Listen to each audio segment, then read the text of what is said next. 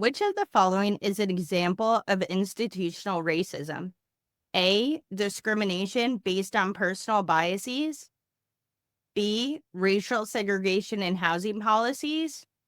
C. Verbal harassment due to race. Or D. Individual acts of prejudice.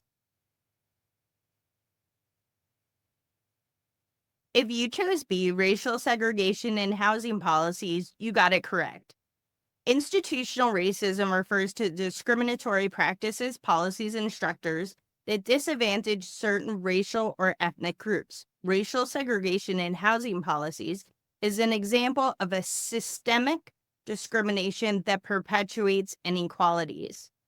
A. Discrimination based on personal biases is an example of individual racism, not institutional racism.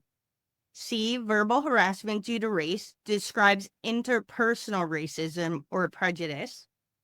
And D. Individual acts of prejudice refers to personal biases and prejudice, not systemic discrimination. So it's important to know all of those categories, how individual acts can be placed into those categories, and also refrain from doing them. It's also part of social workers' obligation to fight for equity, equality, and justice.